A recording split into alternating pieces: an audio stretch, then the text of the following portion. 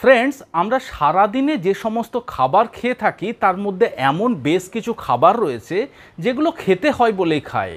সেই খাবারগুলোর health benefits কি রয়েছে, তার থেকে কি কি পুষ্টিগুণ পেতে পারি, সেই খাবারের পজিটিভ দিক নেগেটিভ দিক আমরা কখনোই ভেবে দেখি না। যেমন মনে করুন ডাল, আমাদের বাঙালিদের খাবারের সাথে ডাল ওতপ্রোতভাবে জড়িয়ে রয়েছে। ভাতের সাথে ডাল, রুটির সাথে ডাল, কিন্তু ডালের হেলথ বেনিফিটস যদি আপনাকে জিজ্ঞাসা করা হয়, বেশিরভাগ মানুষ বলবেন যে ডাল খেলে আমাদের শরীরে প্রোটিনের ঘাটতি মিটতে পারে। কিন্তু শুধু কি প্রোটিন?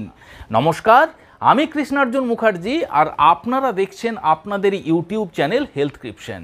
আজকের ভিডিওতে আপনাদের সাথে খুব কমন তিনটি ডাল, অর্থাৎ যে ডালগুলি আমরা প্রতিনিয়ত ব্যবহার করে থাকি, সেই ডালের বেশ কিছু আমেজিং হেলথ বেনিফিটস নিয়ে আপনাদের সাথে আলোচনা করব।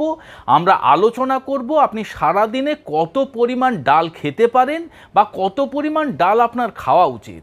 এবং সবথেকে ইম্পর্ট্যান্ট একটি বিষয় আজকের এই ভিডিওতে আপনাদের সাথে আলোচনা করব যে ডাল বানানোর সময় 95% মানুষ একটি ভুল করেন এবং সেই ভুলের জন্য ডালের থেকে ম্যাক্সিমাম হেলথ বেনিফিটস তো পানই না, উপরন্তু সেই ডাল আপনার স্বাস্থ্যের পক্ষে বিভিন্ন দিক থেকে ক্ষতি করতে পারে। তো চলুন ভিডিওটি শেষ পর্যন্ত খুব মনোযোগ সহকারে দেখুন, তার কারণ আজকের ভিডিওটি প্রত্যেকটা মানুষের জন্য অত্যন্ত গুরুত্বপূর্ণ একটি ভিডিও। সর্বপ্রথম আমরা আলোচনা করব মুগ ডাল।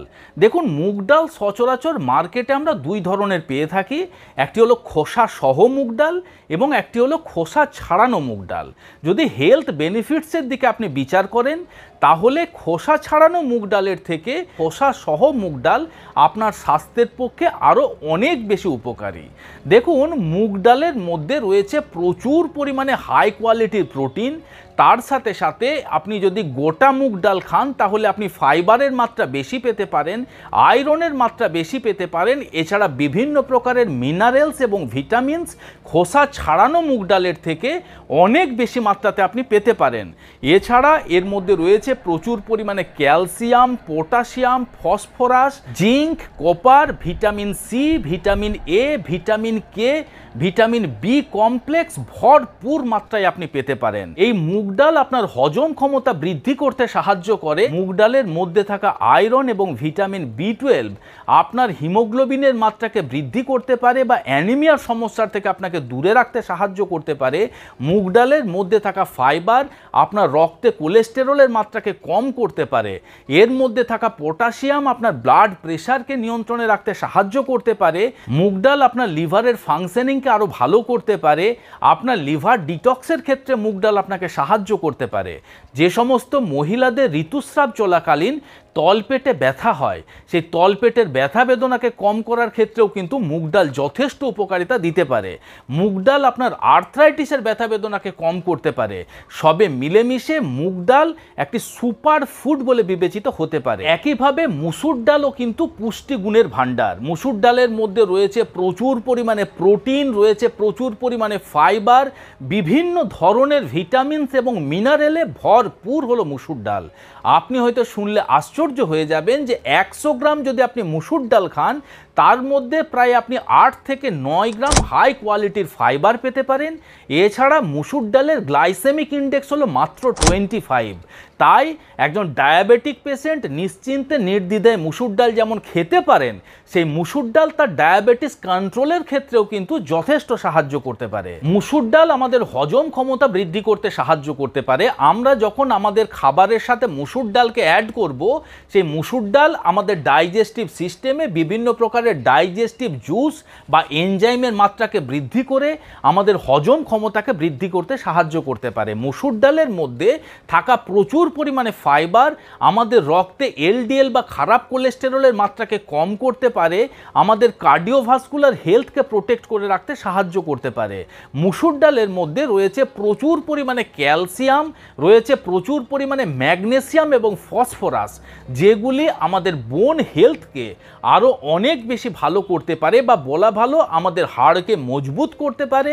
মুসুর ডাল আপনার স্কিনের জন্য উপকারী। মুসুর ডাল বেটে ফেস প্যাক হিসাবে লাগানো যথেষ্ট একটি জনপ্রিয় প্রচলন।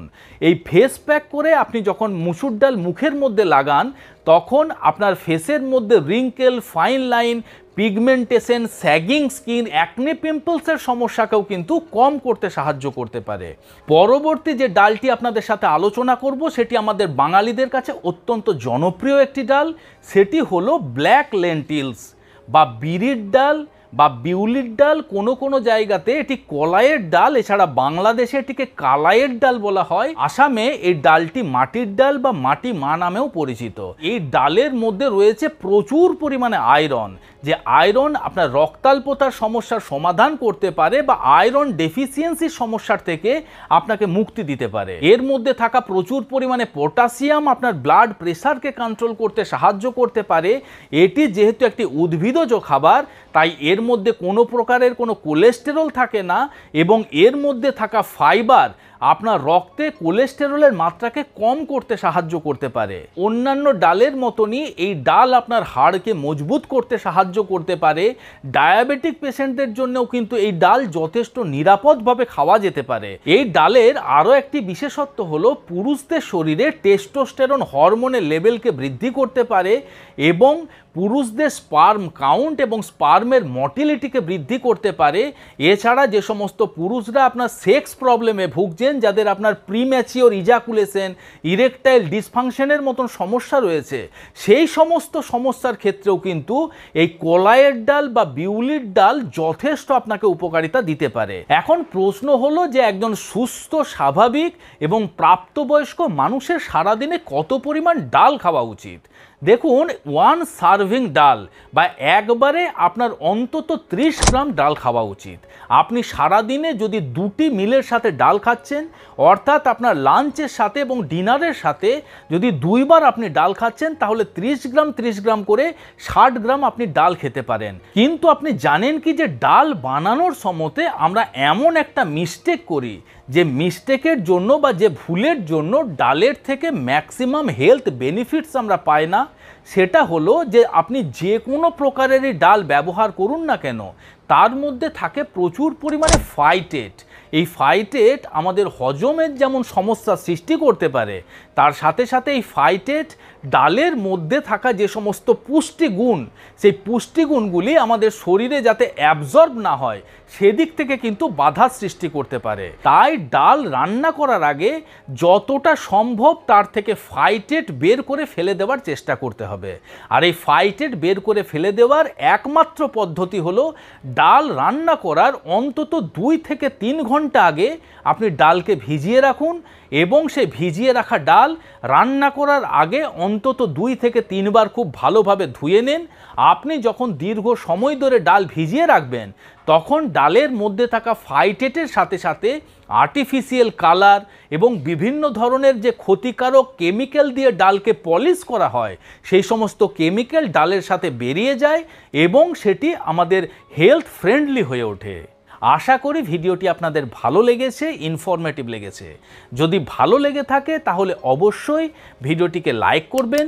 এখনও পর্যন্ত যদি আমাদের এই হেলথ টিপস ইউটিউব চ্যানেল আপনারা সাবস্ক্রাইব না করে থাকেন, তাহলে অবশ্যই চ্যানেলটিকে সাবস্ক্রাইব করে পাশে থাকার অনুরোধ রইল।